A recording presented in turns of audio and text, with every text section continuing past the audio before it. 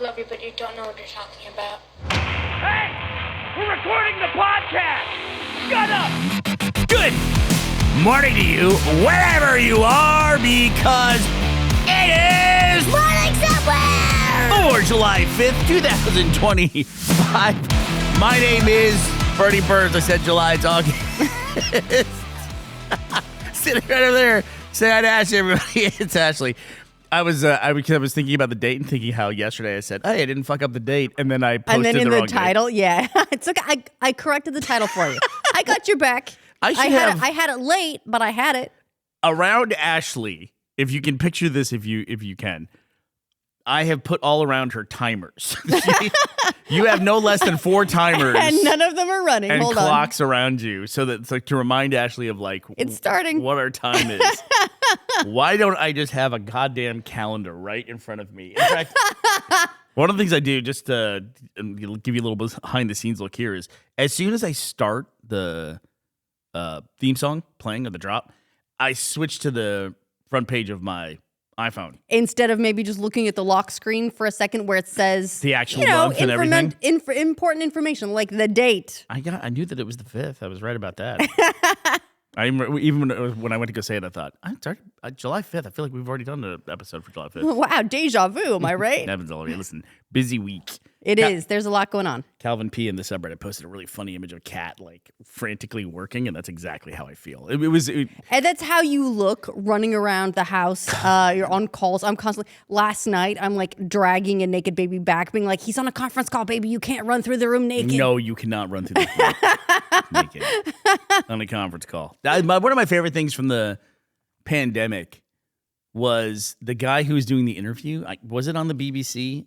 Yeah. So he was doing the interview from his like work from home office, and it was about something quite important. It was financial news, I think, and it was serious. His little baby. Oh my God! Opens the door and wanders in the room, and then his wife's trying to like be really low down, so to be out of camera, but is clearly not out of camera. It's like trying to get this kid out the door. And it's so human, right? It is. And it's just like it's really funny. It was a beautiful, lovely moment, and I loved it. I loved that it happened, and he's doing his best to like get through this really important information and be professional while his kid is wreaking havoc in the background. And who hasn't been there? Also, the way the kid comes in the room, like the door opens and this little girl comes wandering in, and she's like marching with her elbows up.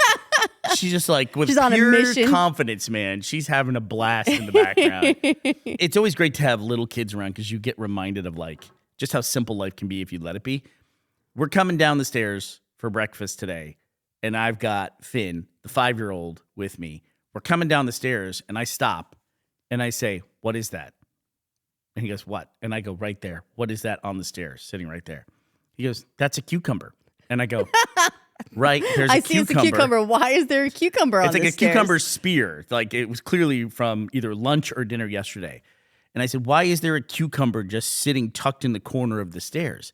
And he goes, "Because I couldn't finish it when we were on our way to bed last night." And then he picks it up, and I go, "You're not eating that right now. Put it aside." That makes sense. I'm on my way to bed. I'm not going to finish my cucumber. So I'm just this is here's a flat surface. I'm going to put it down here until later. Stairs, by the way, the kids are treacherous.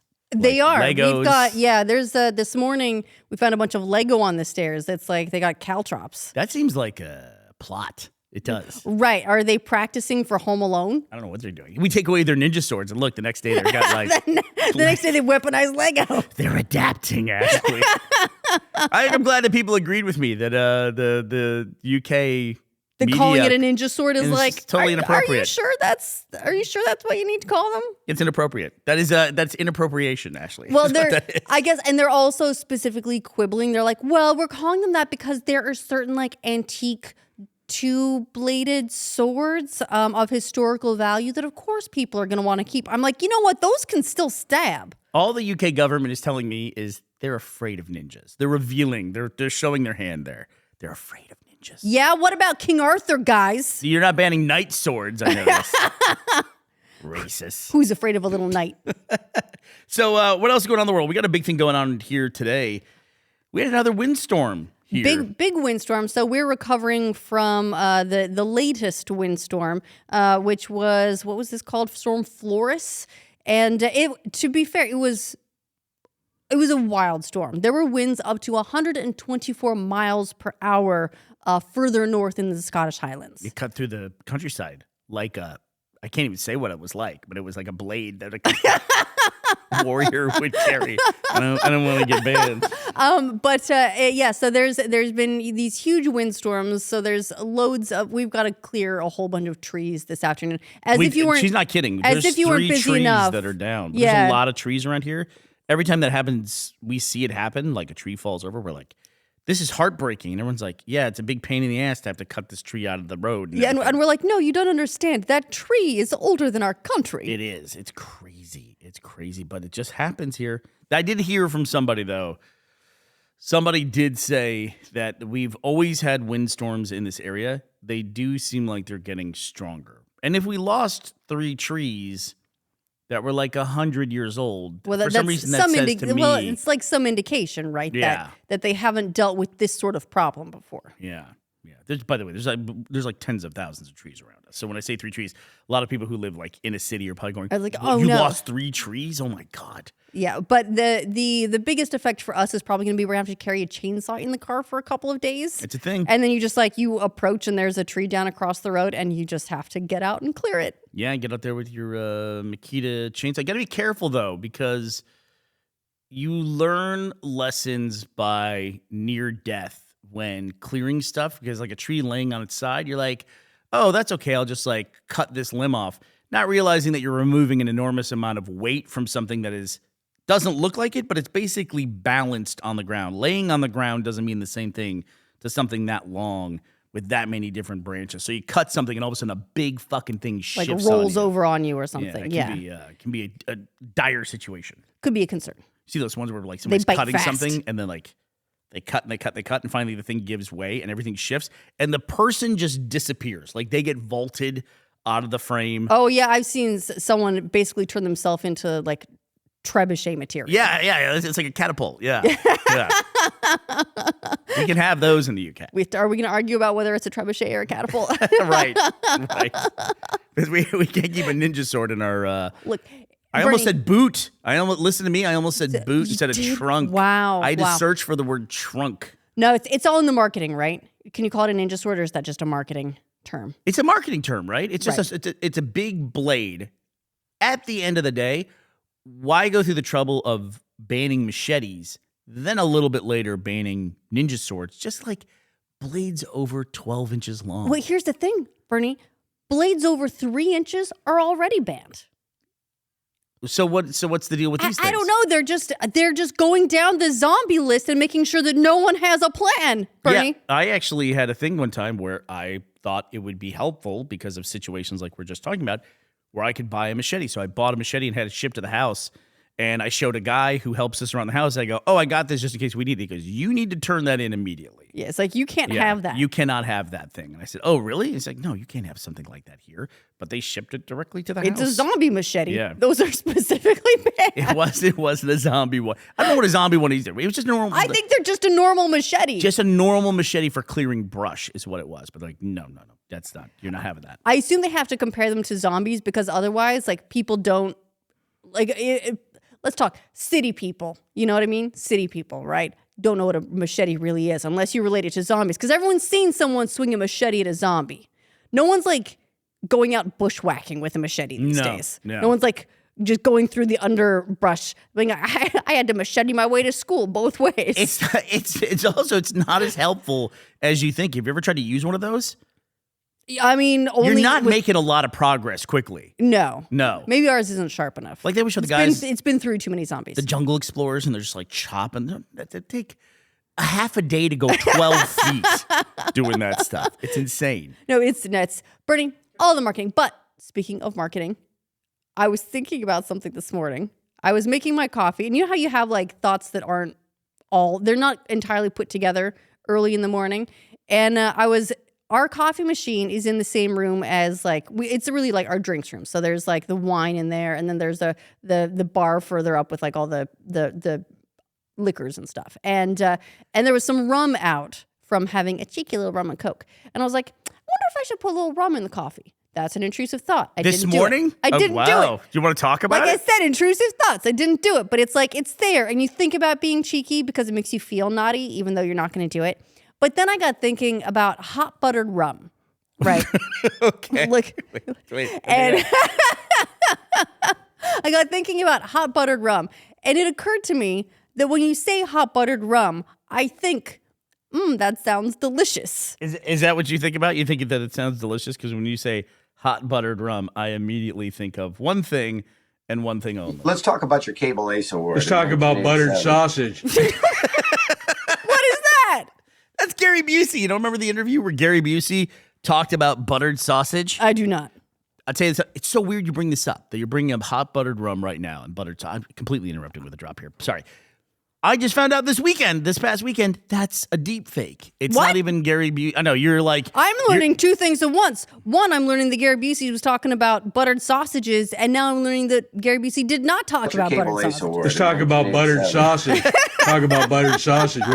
Yeah, it was some comedian. They just did a full-on deep fake. It was like back around the time they did the Carlin fake thing. Sure. Yeah. I thought it was a real interview because I utterly believable. You know what I mean? Like Gary Busey is like a walking deep fake to begin with. You know He himself. kind of is, yeah. That's how he lives his life. He lives in the uncanny valley. He lives his life like AI slop, and I completely thought it was real, and I just found out this week, and I guess I'm disappointed that the guy's not completely insane. I don't know why that would disappoint me, but I didn't like the feeling of being duped, and I get it a lot these days with AI.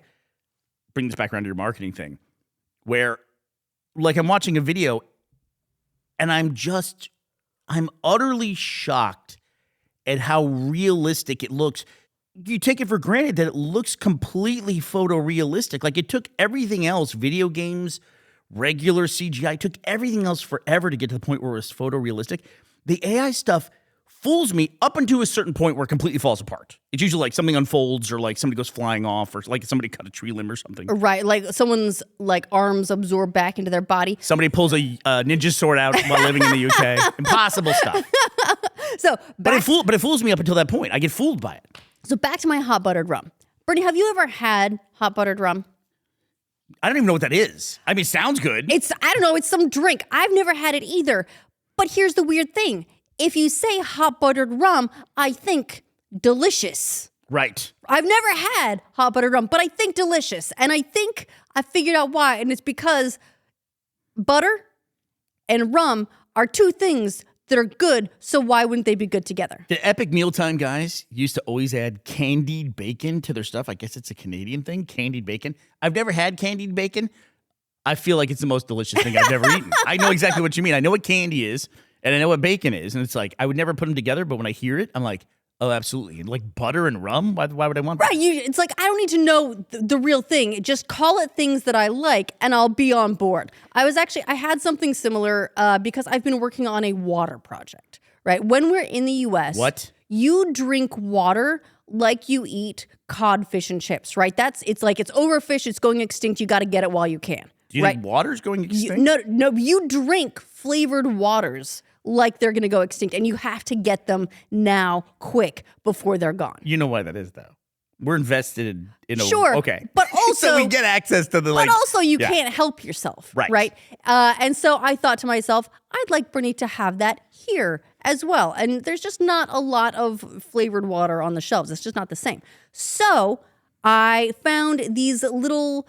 They're like these little squeezy bottles, and what you do is you just squeeze a little bit into your water and it flavors it up really nicely. And I thought if you want to get super fancy with it, you can add it to some SodaStream water, and there you go. Bam, flavored water, all on your own. It's right there. It's going to be great. But I fell into a trap. The names on these little flavors are things like boost, immunity, focus, energize. And I sit there. It's like new age drops. It's so dumb. But every time I go to use that now, I sit there and I think for a minute, what do I need? Do I need to focus? Do I need energy? Do I just need a little? Should I work on my immune system right now? What is it that I need? They're flavored water drops. And even knowing that it's dumb, I still spend time thinking about it every time I use them. It's a decision. This marketing is brilliant. What do you want? Yeah. Do you want to be boosted? Do you want to be vital? It's a valid question. It's not like a whole bunch of vitamins. It's just flavors. Am I having like, I don't know, orange guava, or am I having echinacea lime? They're just different flavors. So I was looking this up. ButterRum. Because ButterRum to me was a flavor that was in things for a long time. Right. It's like you can get like a hot butter rum slushy flavor or ice cream or something. I feel like ButterRum was the red velvet of the early 80s or late 70s. Like there was a lot of stuff that was ButterRum. Do you know there's ButterRum Lifesavers? I said that weird. Oh. I said that weird. I said that like 3 different words or 4 different words. ButterRum ButterRum Lifesavers. Yeah. Not Lifesavers. You know what? Sounds delicious. It is weird how the emphasis completely changed that word. Do you want a lifesaver? Sure. Do you want a lifesaver? A what? Do I want a lifeguard here? A person who saved lives? But ButterRum was everywhere. And then I feel like kind of like Red Velvet kind of came out of nowhere in the late 90s, and then suddenly like early everything 2000s. was Red Velvet, sure. And Red Velvet, I feel like, has stuck around for a while. But I also found out, too, that Red Velvet is just chocolate. But they With put like beetroot. a shitload of red dye in it. A shitload. Probably not good for you at all. I'm trying to think, though, what would work on me? What's the market? You spend time with me. What's the marketing thing that works on me? Oh, no. This is easy. I already know this one. Protein. If you call anything like high protein, Right. whatever, we have this True. granola in the cupboard, and it says it's like protein granola. It's not. It says it's not protein packed on it. Yeah, it's like high protein granola, and you're always eating that stuff, and you're like, yeah, protein. I'm like, have you looked at that? Have you looked at that? That is not a protein based food. Where were we just recently? I'm going to prove your point against me here really quickly. We were somewhere recently. There was a Biscoff. It is a candy bar. Let's call it what it is. It was a Biscoff bar. And Biscoff is kind of when like... we were on the train. Oh, we were on the train, right. We went shopping for train snacks. But it said on it, it had 8 grams of protein. So I was like, oh, well, this is perfectly fine if it's got... If it says like high protein and like a little banner on the label or something, doesn't matter what it is, you're going to get it. And you're going to be like, yeah, protein. Shit, I just realized, too, that's how Finn convinced me to eat that cucumber this morning. He said there's protein. Packed in protein. It is true. I will ignore every other macro if it just says it's high in protein. You are 100% correct. There's so on a slightly related note, going into kind of current events, there's a whole bunch of stuff going on with Vegas right now. One of the big things is that I think you told me that Las Vegas hotels have all the casinos are unionized, which is crazy. But the other thing I saw is that tourism in Vegas is down significantly year over year, which is unusual. But a lot of people have been talking about it, and they're like, it's because the fun of Vegas is gone, right? They like all the Excaliburs and the circuses, like all the like weird themed casinos are gone, and they've all been replaced by like the sleek, glassy, big square things that have death rays across the pool, right? You can't even get hot buttered rum anymore. It's the real tragedy. It is. It really is. Then I wonder how much of it is that they all switched their marketing from try to appeal to somebody to try not to unappeal to anybody. Can I put on my conspiracy theory hat for just a moment? Do it. If I may. You do it. I do find it's interesting, right, as they are starting to like reveal the fact that every casino on the Strip has unionized. What a coincidence. That's a huge deal. It's absolutely huge, especially for a town like Las Vegas, and especially like for an industry that's a service industry. Right as that's about to be announced, suddenly there's all this negative press about how Vegas is suffering. Oh, like Vegas is in trouble? On a business level. Yeah. I can't help but notice that those two things came back to back. No, that is Allow me interesting. to be a little bit skeptical when I see that. Allow me Who the was chance it? to be skeptical. Who's the guy who was like, you don't believe any conspiracy? Right. I mean, it's, it is interesting that all of a sudden, why is there so much negative press about the business of Las Vegas? And there's a lot of factors, too, that can play into it. A lot of things you said. Also, people are fucking broke, which is also probably a big reason why people are starting to unionize, because that's pushback. That's true. Right? Yeah. And so it's like, and what's going to be one of the first things to go when everybody goes broke is, let's just go, to the Sodom and Gomorrah of modern America, and let's go there and throw away all of our money, And it's funny, though, like they can have as many headlines as they want about how the casinos in trouble, whatever. I have very limited sympathy for the house because they love the phrase, the house always wins, right? They built the entire city off everyone else losing. So I have very limited sympathy for if their tourism dropping 5% or whatever. There was always, too, this conspiracy that the mob was trying to keep gambling illegal because that made it more lucrative for the mob to do it, right? And by mob, a just general term for organized crime. But here it is. Now sports gambling is legal everywhere, online casinos and everything. And now people just don't need to go to Las Vegas, spend the money to go there if they want to gamble and that's what they want to do. It's becoming more of a destination, kind of like a Disneyland for adults. But saying that out loud, even that is shifting now because Disneyland is Disneyland for adults now. Yeah, it is. It is. Maybe, if we want to tackle, Bernie, the sports gambling problem, because it does seem like the UK is really weird that they're cracking down on like the ninja swords and the machetes and all this stuff. But gambling, which is a fair, known as a fairly predatory industry. Yeah. Bold statement, Ash. Is all over the place. I know, hot take, right? It's all over the place, all right? Over Like the place. you can't walk down a street without there being some kind of sports betting shop. And if we want to tackle them, all we have to do is change the marketing. Right.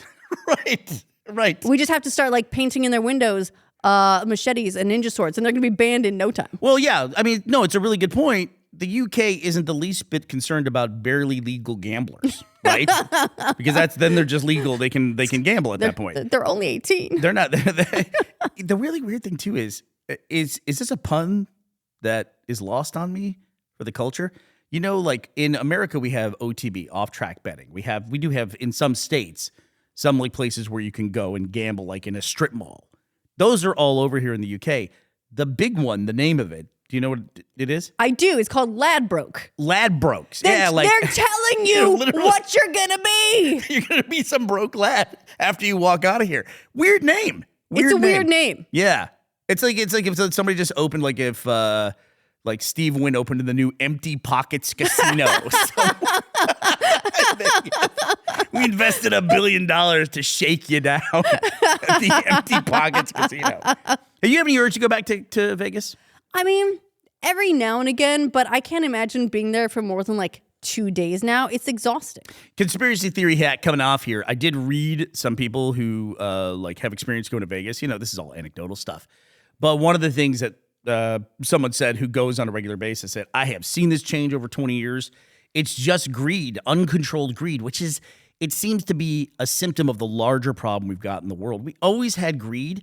It just whatever kept uncontrolled greed in check just seems to be gone. All those checks and balances have evaporated. And whatever, we've got weaponized greed now. And that's basically what they were describing is that the minimums at tables went up. You used to be able to do $5. He said now it's $20 minimums that you can go for a table. If you want to play a hand of blackjack, it's $20. It's so hard to find the lower minimums, which makes sense with inflation. But when you hear, you're that's a lot to spend on a hand of blackjack. And he also said they're just getting killed with resort fees, just all over the place. Just every single thing, nickel and dime. Yeah, and even in the service industry, I can't remember the franchise or the establishment that was doing it, but it was some big nationwide establishment that has people that serve you, and now it's hey, we're adding 4% to every bill for livability and sustainability of employment fee. And it's just raise your prices. You know what I mean? It's just include that.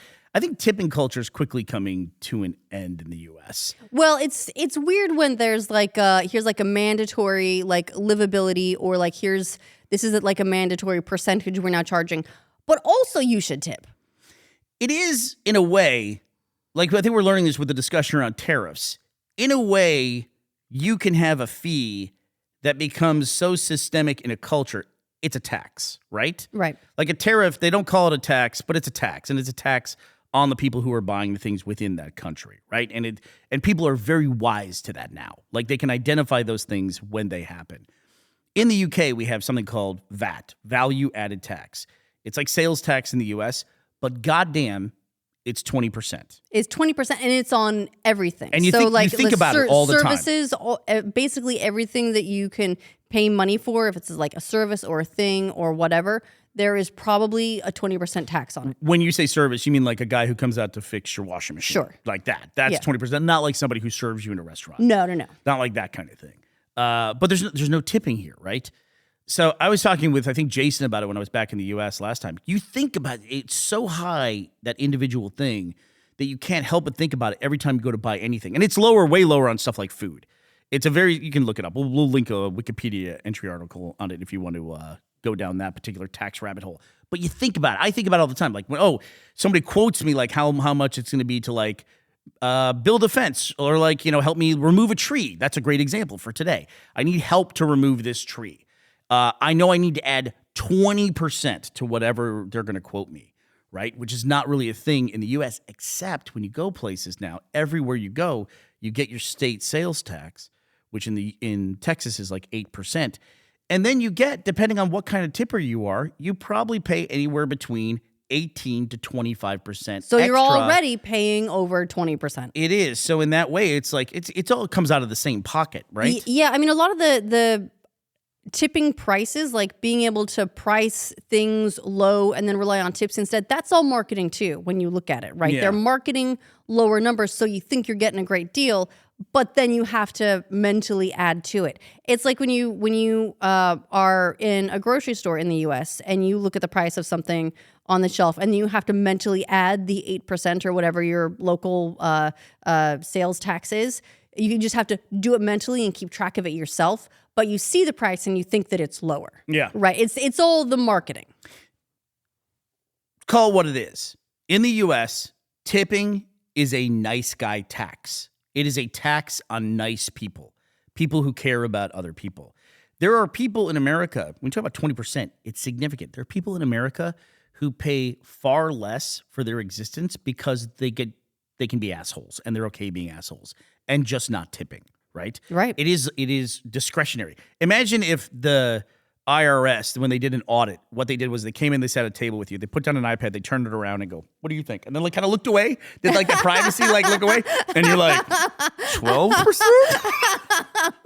Right? That's not what a tax should be, right? It shouldn't be discretionary like that. Like they have that PayPal account now, or whatever, a Venmo account for the you U.S. just government. like Venmo the government if you're like, here, I'm going to help out with your debt. Aren't those called bonds? Right, right. Don't get anything in return, though. Here's just like we have a tip jar now for the United States of America. What the fuck is that, man? What is that? That's crazy. It's insane. It's insane. But yeah, so I'll always tip though if something is says it's got 100 grams of protein in it though. Always. 100%. I'll always tip for that. Then all the tips. Before we go, did you read about the ChatGPT that there was apparently an option on ChatGPT, which might still exist, and they're working feverishly to remove it, to make your chat logs publicly searchable or part of the public search archive? I did. I read that a bunch of people's ChatGPT logs ended up on Google. Yeah. And everyone's like, how did this happen?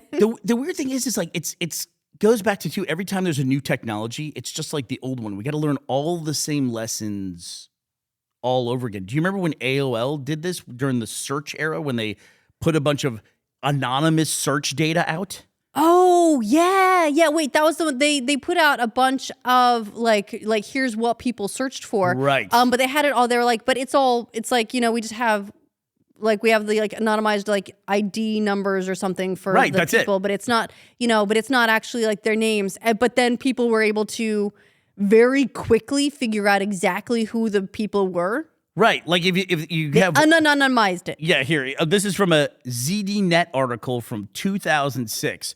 Although AOL, that's America Online, had used identification numbers rather than names or user IDs when listing the search logs, that did not quell concerns of privacy advocates who said that anyone among the 658,000 users could easily be identified based on the searches each individually conducted. And people did it right away. Like, you're like, hey, what's this rash on my butt?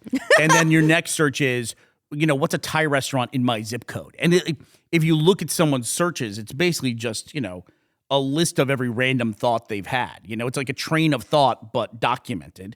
And so they could easily identify people based on the information or get within like 500 meters of their house. It's pretty crazy. Yeah. It's pretty crazy. Yeah, no, I do remember that happening. And it was one of those things like, let's not do that again.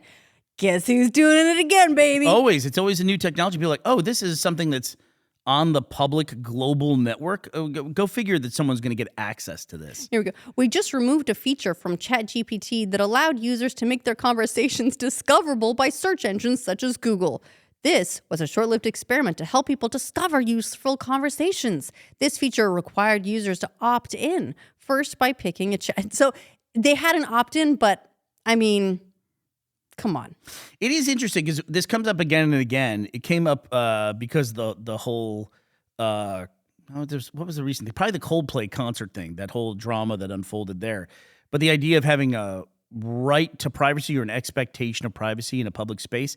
The internet is also a public space. And I think a lot of people who, when they sit down at their terminal and they start typing away, they think they're in private because there's no people around them. But you're actually like connecting to literally every other person everybody on the planet, you know? So that but we have an expectation of privacy when we engage in some of that stuff. You know, we hit the little sunglasses guy up there. Right. So. Or we go like, look, I'm on incognito window. Doing crimes.